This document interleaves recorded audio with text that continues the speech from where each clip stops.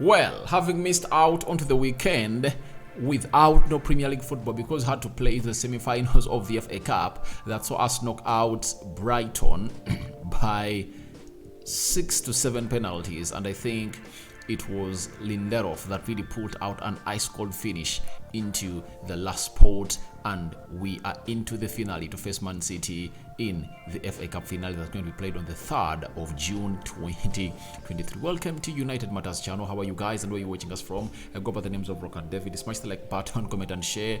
If at all you're watching us for the very first time, endeavor to subscribe to this channel so as not to miss out on stories that we do upload in here on a daily. Now, it's really a very good day, and I think on Thursday, this is when this game of football is going to be played. Tottenham Hotspur versus Manchester United. I remember the last time we lost to Spurs, we were under Ole Gunnar Solskjaer. It was the second game of a season, and we lost that game to Old Trafford, and I think the fans had not yet returned to the stadium. It was 2020. The first game of that season saw United lose 3-1 to Crystal Palace. I remember Donny van de Beek found himself coming off the bench and scoring on his debut. Then the second game, we got a lead after Anton Martial was brought down. Bruno Fernandes converted the penalty, and then Anton Martial found himself in a position of really getting a red card after having a very slight bar fall with I think it was not a buffle. It was a little fight, right? They had a little fight together, and Lamela went down, and Martial was given a red card, and we swallowed 6 from a team called Tottenham Hotspur Old Trafford. I think that was the last time they really beat us, but most of the times we've gone ahead to beat Tottenham Hotspur on all occasions, and the previous 4 meetings I've seen United get maximum points in all of the 4 encounters. Even at their stadium where the game of football is going to be taking place at Tottenham Hotspur Stadium, we go there and obviously cause havoc at that stadium. Then United, the previous game we played, I think we've gone ahead to win our previous 3 Premier League games. 2-0 against Tottenham Hotspur. 2-0 against Nottingham Forest. 2-0 against Everton, and 1-0 against Brentford. But for Tottenham Hotspur, it has all been bruises down at Tottenham Hotspur because they found themselves in a situation of really losing ugly 6-1 against Tottenham Hotspur.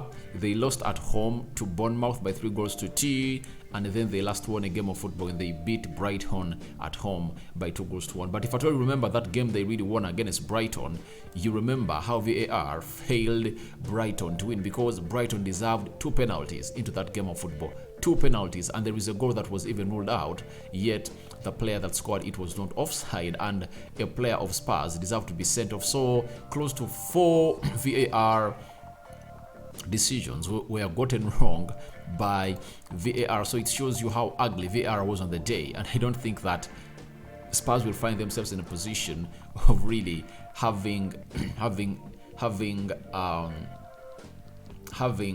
VAR not going against them in the game against Manchester United at the Tottenham Hotspur Stadium. And United need to win this game of football because Spurs has gone ahead to play 2 more games than us, but as it stands, Spurs are just 6 points behind Manchester United. If they beat us, they would have closed into 3, but if at all we beat them, would have gone ahead to extend them to 9.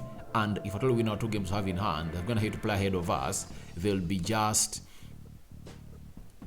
12 points. They'll be 15 points behind Manchester United. I think beating Spurs on Thursday is something that we must do to really conceal that 3rd and 4th spot of the league, because Ten Hag, talking to media, I think after the game of Man City, he has told them that please, it's so much important for United to go all out and really beat a side of Tottenham Hotspur and obviously win all our remaining games in the Premier League, and obviously find ourselves playing in the Champions League again, because he says Champions League is where United belongs. That's it. So as it stands for Erik ten Hag, he wants to do the needful and win the game of football, but Spurs fans are really waiting in for what we call a new manager bounce, because Stellini was sacked as an interim manager of Spurs after conceding 6 against Newcastle. He was sacked, and then Levy Mason is now the interim manager until the end of the season. Now, I don't know what's going to happen if at all United goes ahead and really puts very many goals past Lee Mason at the Tottenham Hotspur Stadium, because Danny Levy will be left into what we call a rock and a hard place. Reason being, he has sacked Stellini for letting his team concede 6 against Newcastle. If they concede 5 against Manchester United, a result that is really going to be so much broad of a result in favor of United. What is he going to do? What is he going to be doing? So, to me, my understanding is simple, that we need to find ourselves in a position of really kicking off this game on the high, beating Spurs, have a match. They're having a new manager, they're at home, new manager bounce, but obviously we are having players that are always available. Apart from Bruno Fernandes, who got an injury and he is out of the game of Spurs, I don't see him coming in through. Having seen that photo of him putting in a protective boot and walking on stitches, I got to know that he's not going to be available for the game of Spurs, and I think he deserves a little bit of rest. And God willing, he'll be returning maybe as we play again on Sunday. The other player that is out, Lisandro Martinez, out until the end of the season. Rafael Varane, if at all God blesses us for him to return early enough, he will be too early for what we call the FA Cup finale against Man City on the 3rd of June, meaning that all the remaining games are going to be playing in the Premier League. They are 8 in number. You don't expect Rafael Varane to come in through and really play a part. Then we are having another player called Garnacho, who is back on the grass and is expected to return into the first team training next week. So he might be available when you're playing games next week. But this week, don't expect Garnacho. Donny van de Beek back in the gym, trying to really see that his knee gets used to really lifting hard things, and he's out. Don't count him. Phil Jones out. Who else is out? I think those are the injuries that we're really having that have gone ahead to really coming through at the club of Manchester United. For Spurs, they're really having plenty of those injuries. They're having Rodrigo Bentancur and Emerson Royal, and Rodrigo Bentancur and Emerson Royal, they're having any injury. They underwent knee surgeries and they're out until the end of the season. Then Yefis Bissouma is having an ankle injury, is also out until the end of the season. Ray Sessegnon is another one who is having a hamstring and is out. We don't know his return date, but obviously Lucas Moura's suspension of 3 games is really coming to an end, and he's coming to an end and might be available as United takes on Spurs. Then Klenglet and Davis, we are both fit, and obviously we're waiting to see what lineup the manager is going to go ahead and really put up. And I think we are going to win this game of football in the midfield, because if at all you are having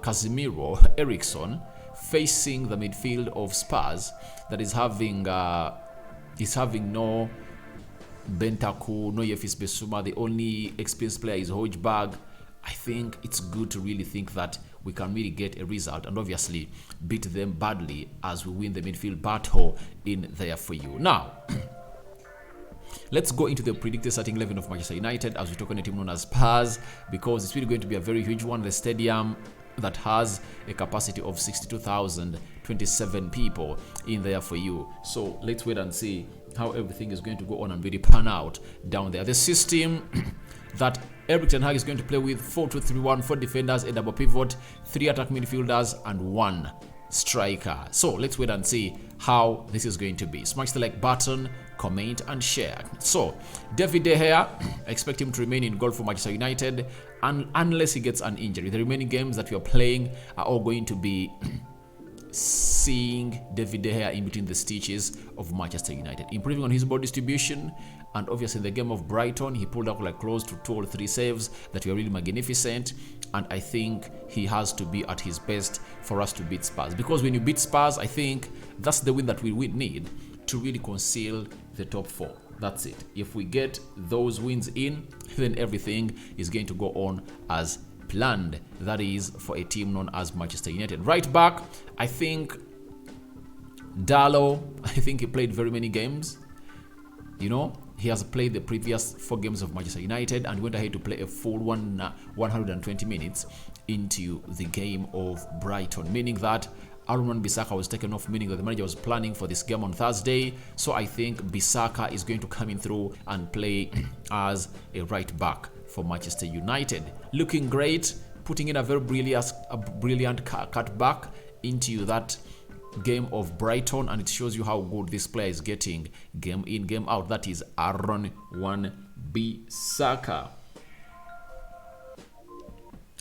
Aaron Wan-Bissaka, that is him. Then on the left back, I don't expect Delo to start. I think Delo will start on Sunday, so I think you're going to welcome back Tyrell Malacia into this beautiful game of football, meaning that Aaron Wan-Bissaka is going to be facing Song Heung-min of Tottenham Hotspur.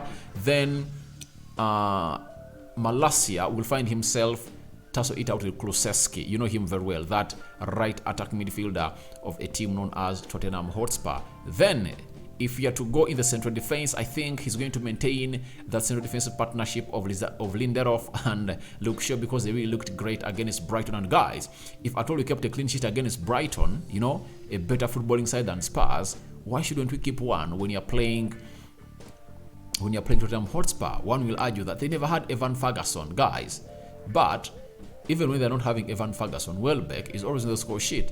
The likes of McAllister coming through and score, meaning that we are facing Harry Kane, and if at all we suffocate that midfield, that puts us in a position of really getting ourselves at levels of really putting them down. But I think they really played very well, and Luke Shaw's gonna have to let us know that he's really having fun. And I think I don't want to see Harry Maguire start this game.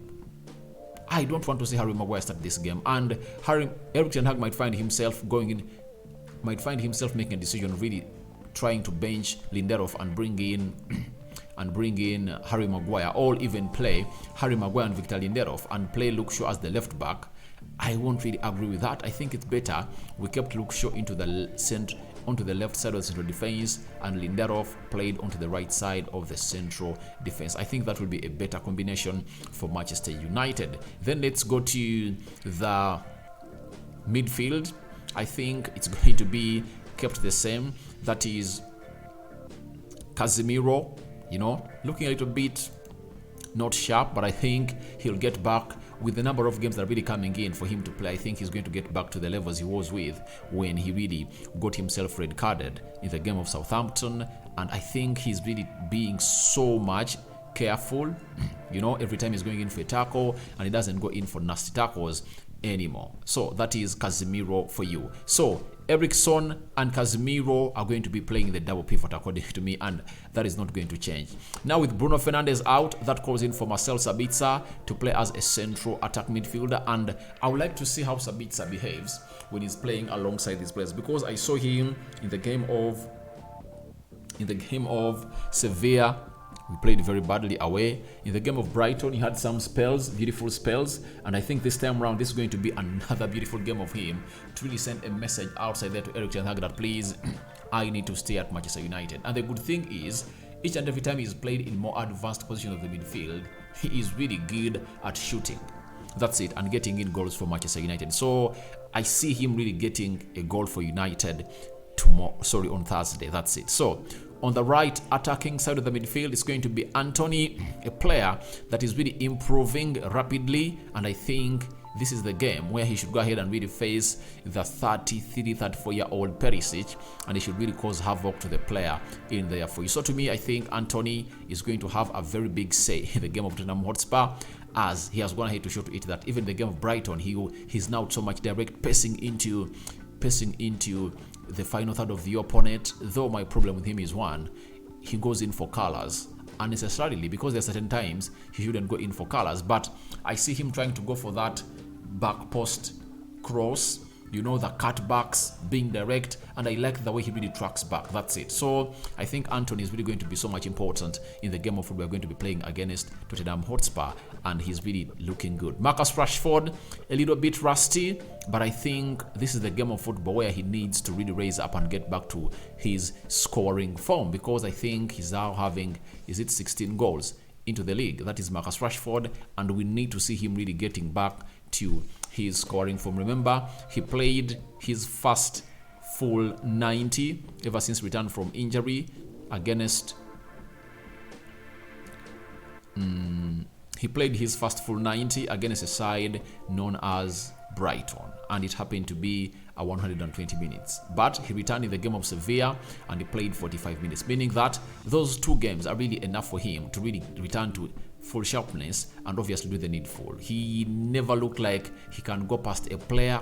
You know, he looked very selfish in the game of Brighton. He couldn't do the easy pass. So this time around, I want him to do the easy pass, and I want to see him tracking back, because we saw Dallo sometimes exposed on into a situation of V2 in a 2v1 situation, something that you wouldn't really want to see your left back facing, because Kulusevski is a very, very silky and smooth player that you wouldn't like him to face our left back in a V2, in a 2v1 situation in there for us. Then who's leading the line? Anton Martial, fit, and you know what he does each and every time he plays against Spurs. If there is a team that he enjoys scoring against, it's Spurs, Everton, and which other team does he enjoy scoring against? Because he has gone ahead to score very many goals against those sides into the center figure. So that is my prediction, 11 Manchester United. Your thoughts onto that are welcome in the comment section below.